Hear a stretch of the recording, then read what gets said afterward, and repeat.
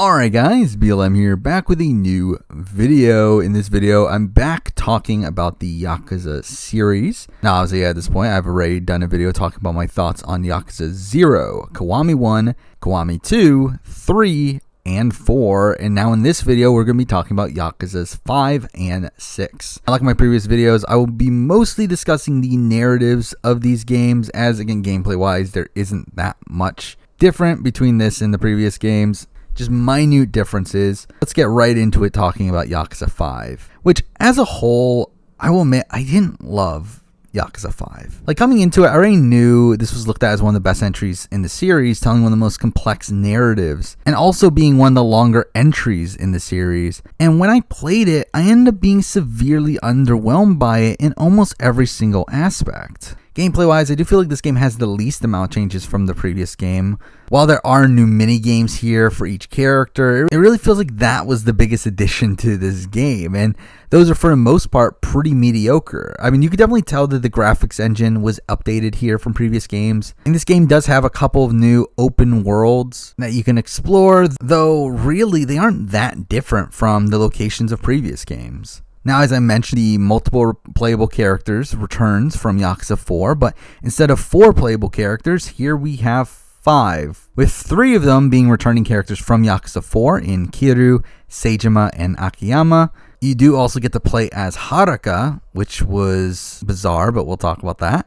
And you also get a new character in Shinada. And here the game is structured pretty similarly to Yakuza 4 as well, where each character gets their own part. Each part has 4 chapters, though the actual chapters themselves did feel a lot longer in this game than they did in Yakuza 4. But with that out of the way, let's get started talking about the narrative itself, which does start off with the prologue, which is really just a lengthy string of cutscenes revolving around Daigo forming alliances with Yakuza families all around Japan, fearing that a future war with the new chairman of the Omi Alliance is coming. And initially I found this intro pretty slow.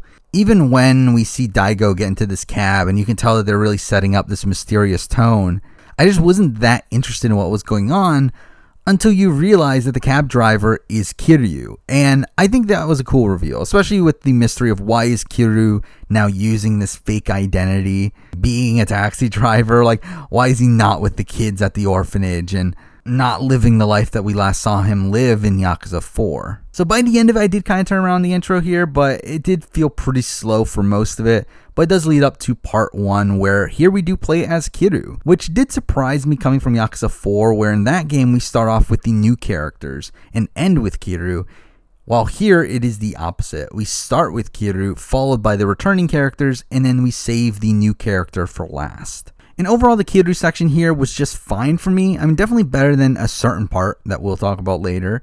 And probably the section of the game that did interest me the most before the finale, but by the end of it, I just kind of felt underwhelmed by it. Again, I like the mystery set up earlier about what is Kiryu doing here and why is he left the orphanage and why did he separate himself from Haruka, and we get this reveal that he did so to allow her to start her career as a pop star, which is a storyline that was brought up back in Yakuza 2, but it really comes out of left field here with that being reintroduced to the storyline. But through this section, we do meet some new characters like Kiryu's boss and this hostess that he ends up living with, that I don't fully get the status of their relationship, but I mean, again, it doesn't matter.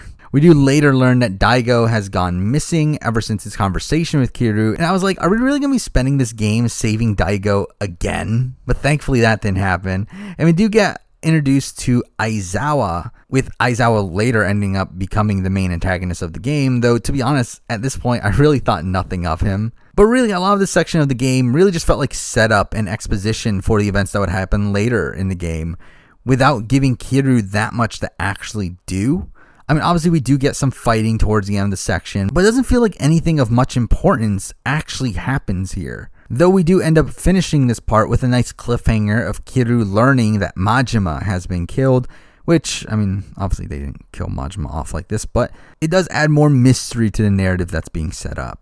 But that moves us to part 2, where we play as Seijima, and straight up, this is my least favorite section of any Yakuza game I've played so far. I found so much of this part to be so boring. I mean, initially we start off with a flashback, and I thought, wait, are we going to see what happened to Majima? Obviously, like, we just learned that Majima had been killed.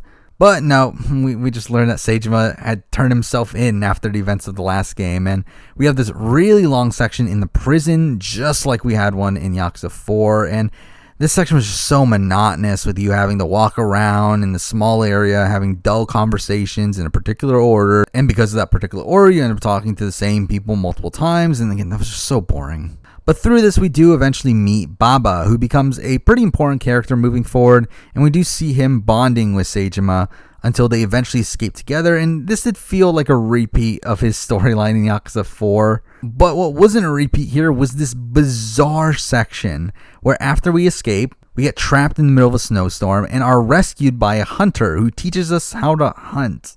And we do spend a good chunk of time learning about this hunting mini game. It's like, why? Another really boring section to me. I didn't even mention this, that there are some weird dream sequences within this section of the game as well. And again, I just found them boring. But eventually we do return to civilization, where we plan to kidnap Kitakata, a patriarch that is suspected to have killed Majima. And we have this heist-esque section that leads to us interrogating him, only to find out that he was actually helping Majima, and that this was a plot to find a traitor in the Tojo clan. I mean, doesn't that happen every game? Here we get the pretty obvious plot twist that Baba is actually that traitor and does kill Kitakawa. And we do eventually get a boss battle with him, which did felt thematically correct. Again, I felt like thematically this made sense for the final battle and Seijima's part to be with Baba, considering how much of Seijima's storyline here revolves around his relationship with Baba. But we do end Seijima's part here with him leaving for Kamurocho to find out the truth. And I will say that I actually did like that element of the story here, where I did like that each of these parts ended with these protagonists heading for Kamurocho. It really did feel like a cool way to set up the finale of the game. But now for part 3, which starts off with us playing as Haruka, and this was bizarre to me, where instead of the typical Yakuza gameplay of like a beat-em-up style combat system, Haruka has these dance battles, which play out pretty similarly to your typical rhythm game, but I found this section really surreal to be playing, where you're playing as this 15 or 16 year old Haruka, with her just going around town, participating in game shows and training in her studio. Again, it was so bizarre. And I do think this section went on for a bit too long, but it was a nice change of pace. During this section, we do get further background on why Kiryu left the orphanage to begin with us getting introduced to Park, Haruka's manager, who ends up becoming a mother figure for her. And the first half of part 3 does focus really around Haruka's relationship with her. Most of this part of part 3 does feel way more lighthearted in nature than the previous parts of the game. That is until we get to Park's death, where we find her having seemingly committed suicide by jumping off the office rooftop. And this leads to chapter 3, where we shift control to Akiyama, who I love Akiyama, but his appearance in this game feels really pointless. It really just feels like, oh, this character is really liked in Yakuza 4, let's bring him back for Yakuza 5.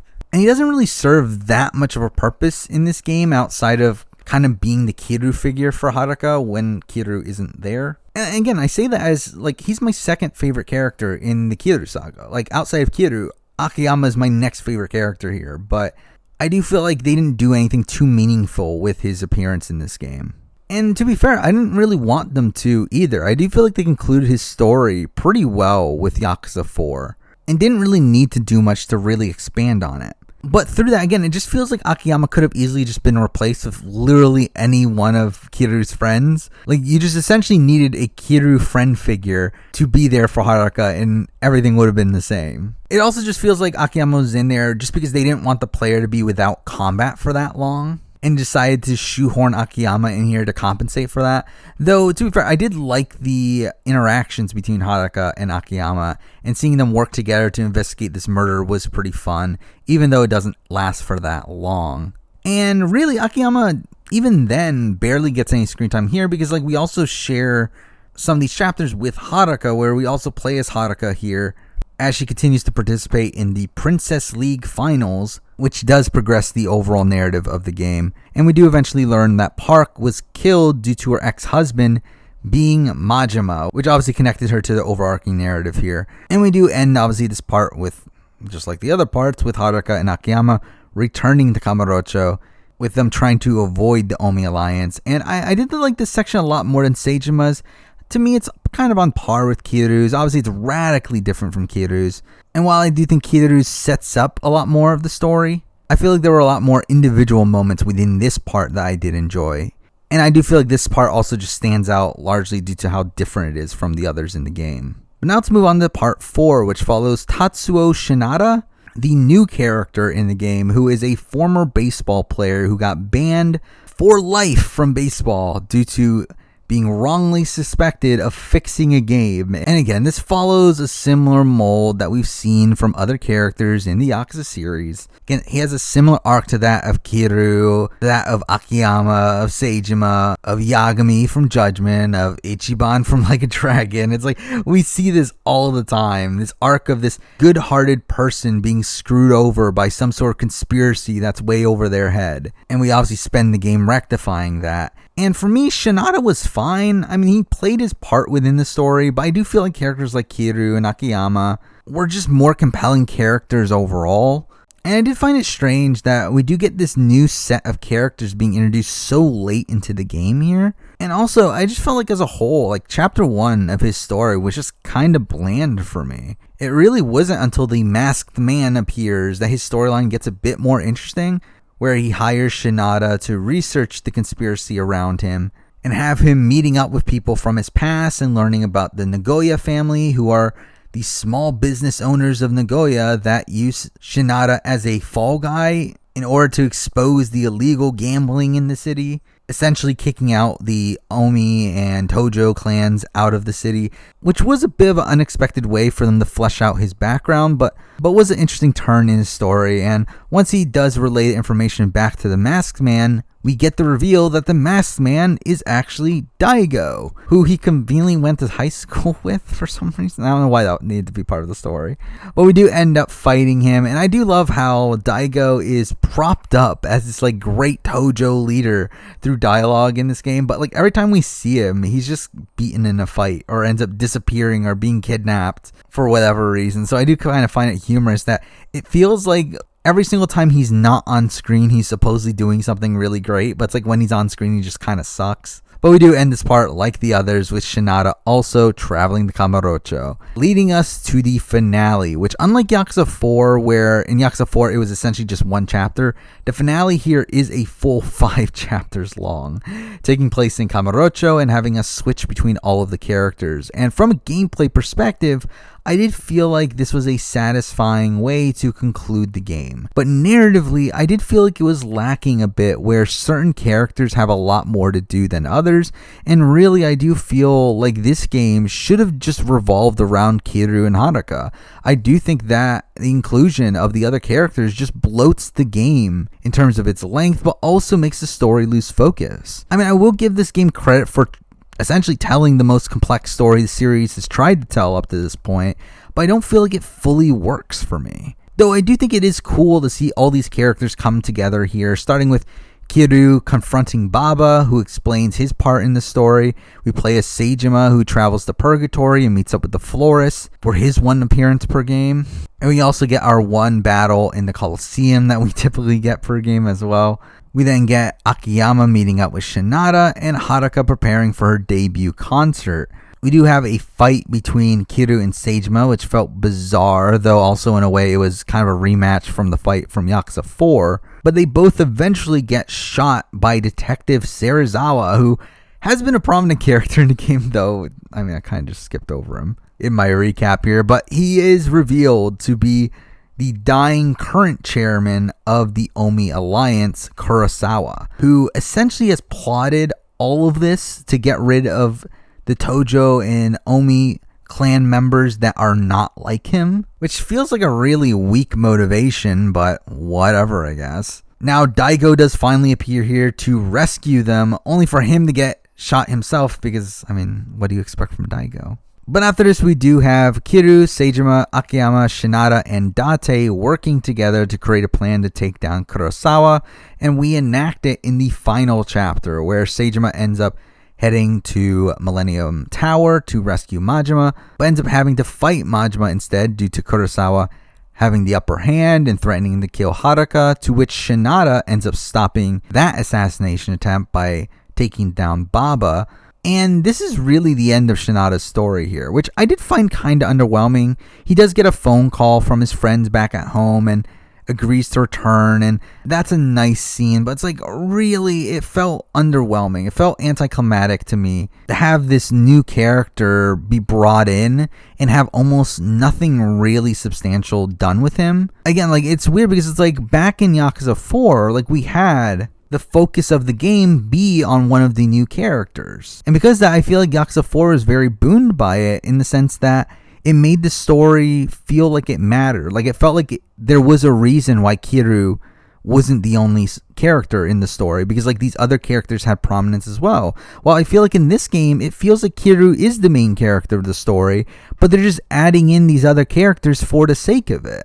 And really, I do feel like all the other characters have pretty anticlimactic endings to their stories in this game as well. Though, to be fair, I do feel like the beginning of Yakuza 6 kind of rectifies that, but after being rescued for real this time by Daigo, Seijima and Majima's stories essentially end there with them being able to stop fighting and Daigo capturing Kurosawa, but we get the reveal that Kurosawa's not done yet. It turns out his plan the entire time was to gather all of the Tojo patriarchs at the Tojo headquarters, where they are all to be assassinated at once. And once hearing about this, Akiyama decides to stay behind to hold off Kurosawa's men while Kiryu heads to Tojo headquarters. Again, that's also it for Akiyama in this game. It feels like they didn't really have much to do with him here, and his only purpose for being in the story is as a plot device to really prop up Haruka and Kiryu's story. But from this point forward, we play as Kiryu, and he arrives at the Tojo headquarters being surrounded by dead bodies from both factions,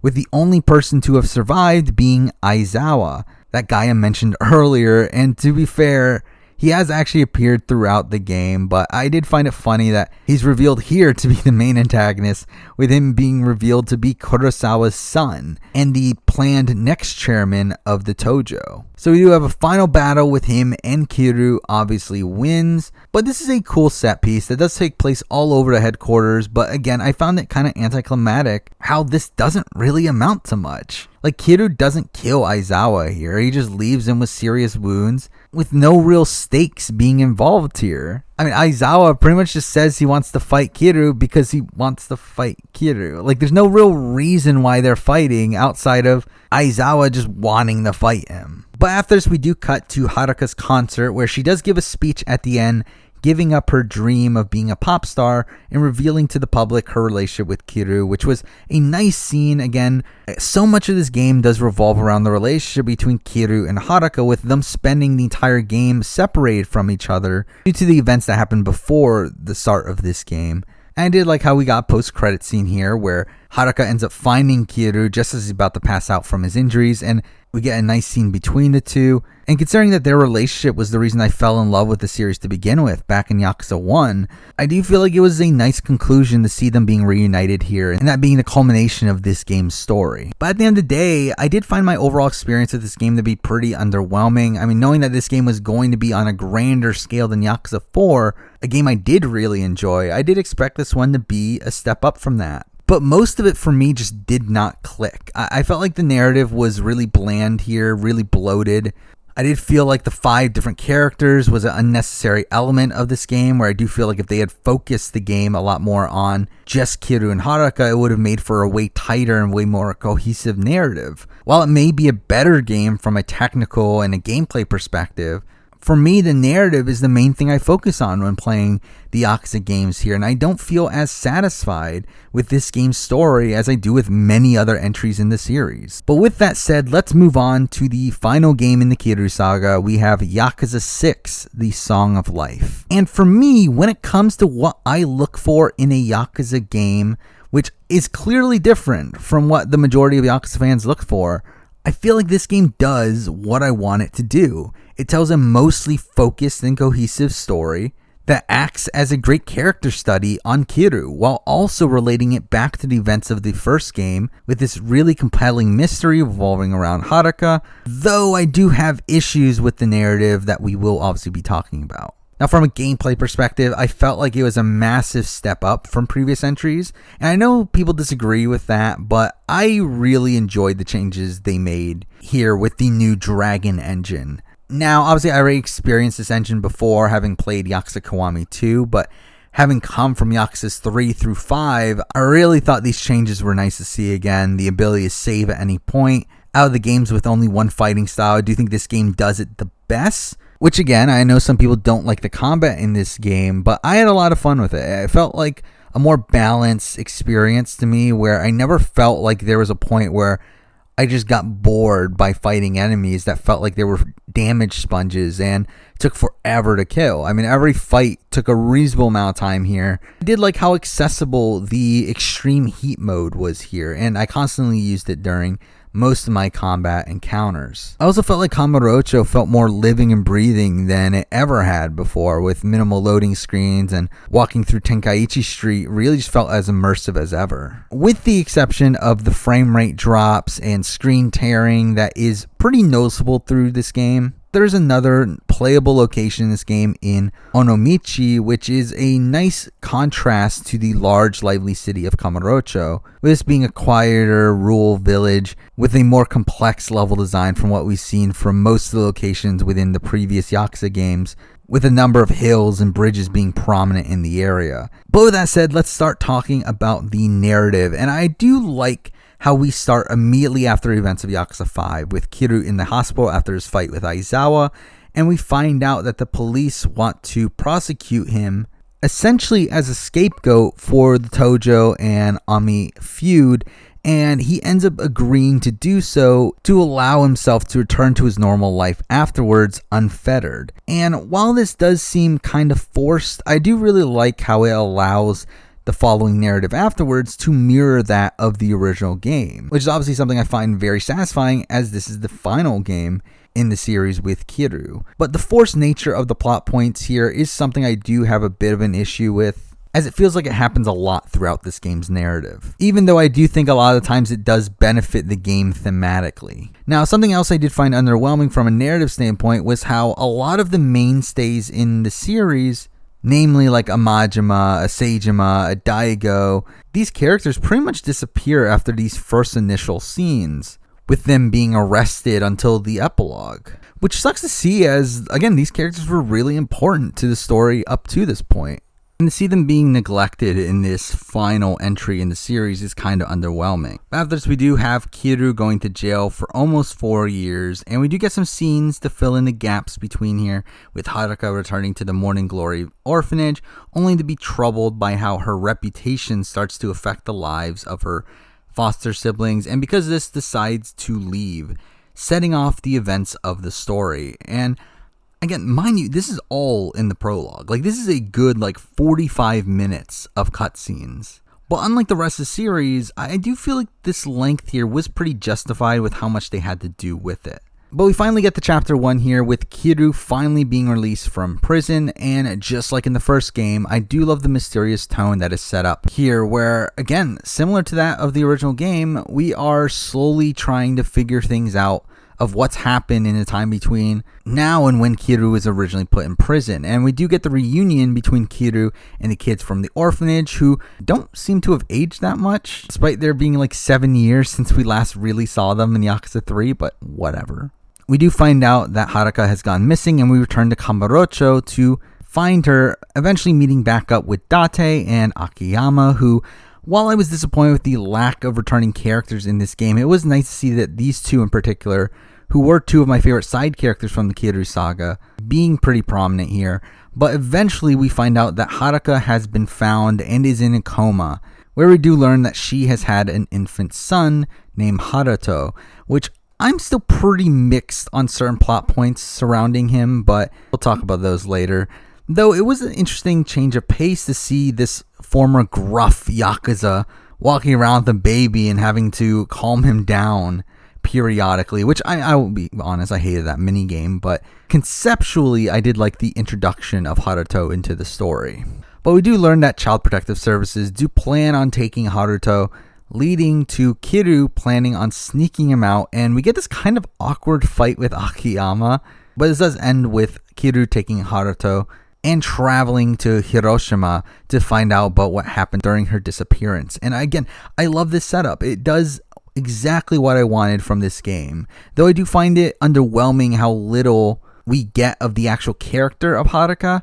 I do like how she is used as this really integral part of the plot.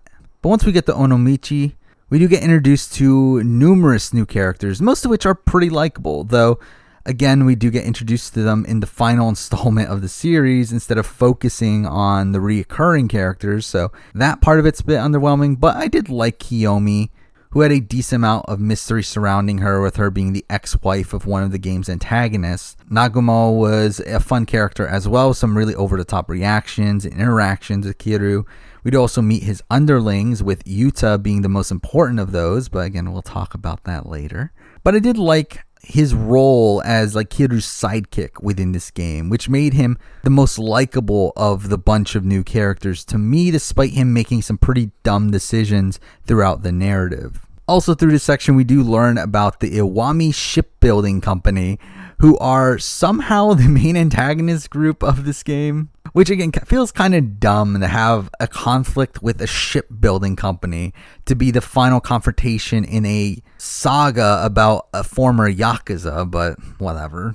We do learn more about what happened to Haruka here, though, with her having left before anyone knew that she was pregnant, and her having spent some time working for Kiyomi while she was there. Again, slowly we're able to piece together what happened to her, which again is one of my favorite parts of the narrative here. But the narrative progresses through us suspecting that Tatsukawa, a former member of the Hirose family, is Haruto's father, and in retrospect, this really does just feel like a way for them to elongate the game. There isn't much of importance that actually stems from this, even though following this lead does lead to the events of the next few chapters, where we travel back to Kamurocho with Yuta, his former best friend, to find him, and here we get an encounter with the new leader of the Jingwan Mafia, Junji Han, who we fight at the new Stardust Club. And this is a cool sequence, really showcasing Yuta's character, with him agreeing to fight Han after Kiryu refused to do so, and obviously Kiryu jumping in as Yuta loses the fight. And I did like the interactions with Han in this chapter, with him coming off as this honorable villain. But through this, we do learn Tatsukawa's address, and we go there just to find him dead, having been killed by this Sayo triad, and we team up with Akiyama to confront a Sayo officer named Ed.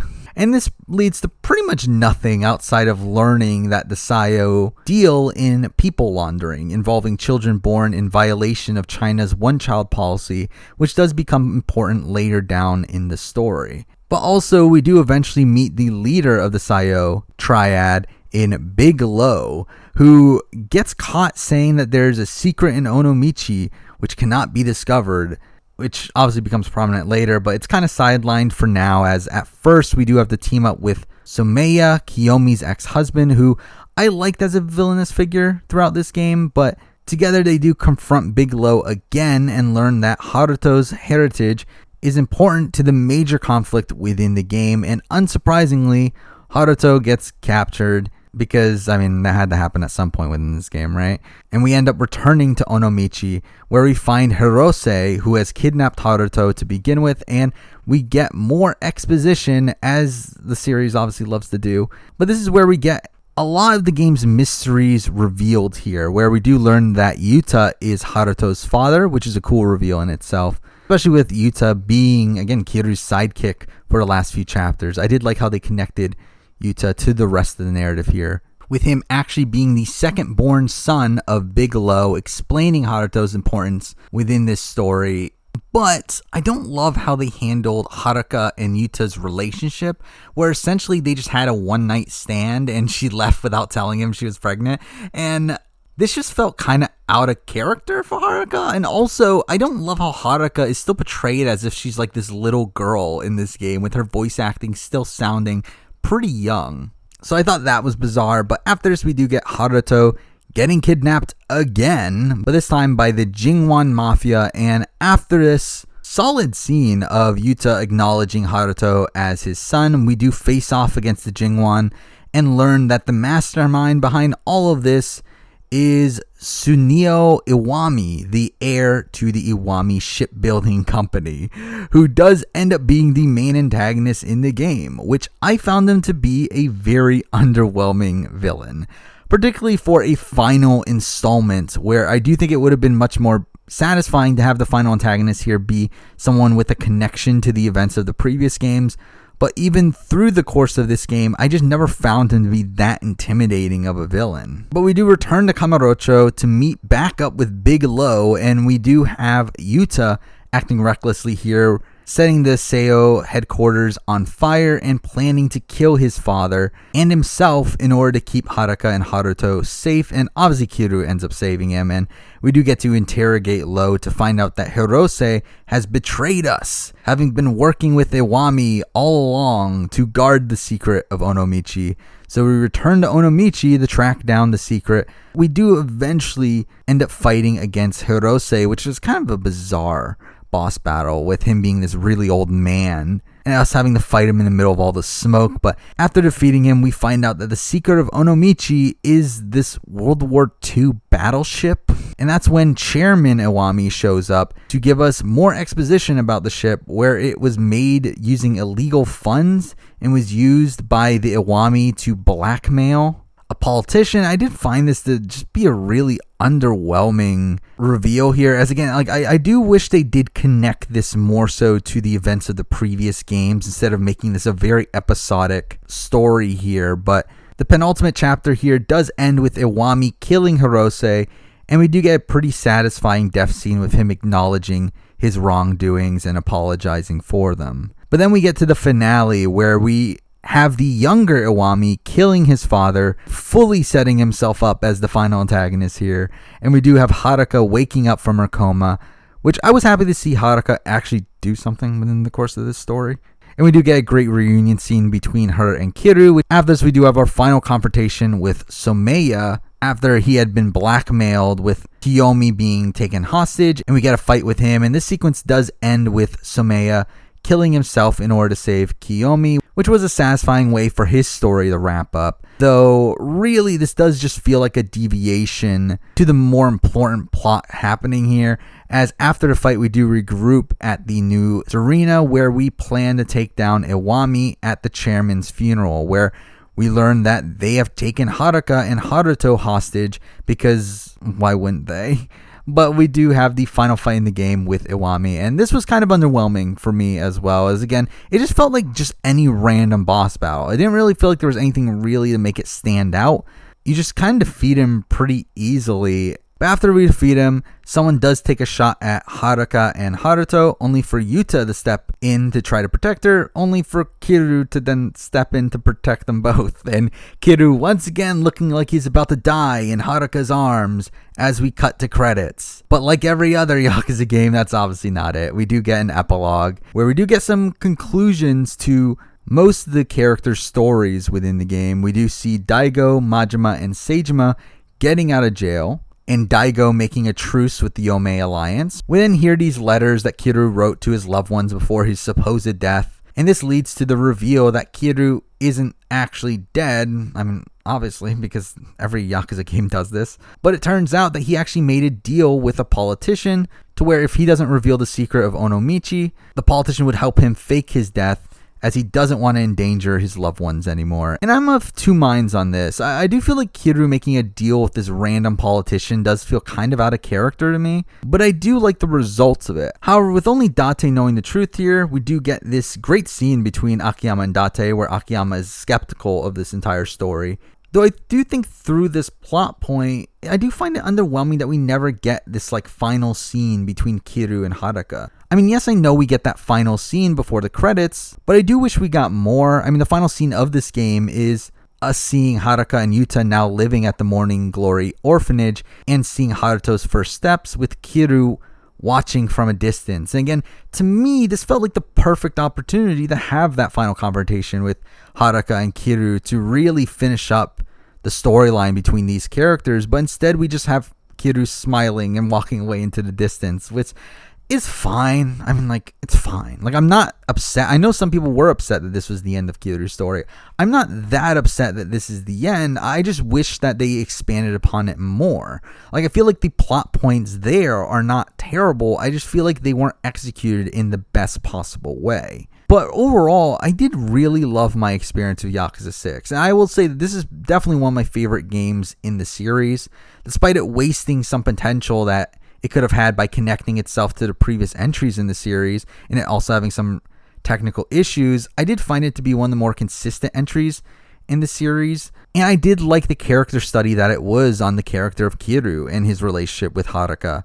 And I did like all the mysteries surrounding the narrative itself, even though some of those mysteries did end up with pretty underwhelming outcomes. But that's really it for this video here. I've now talked about the entire Kiryu Saga, Yakuza 0 through 6. Now, I do still plan on making a few more Yakuza videos here. I do plan on making a video talking about Yakuza Like a Dragon, and also another video where I talk about the Yakuza spin-off games later down the road. I also do want to do a Yakuza series ranking, which initially was going to include all of the games involved with these videos. However, at this point, the video will just be a Kiryu Saga game ranking, which stay tuned for that.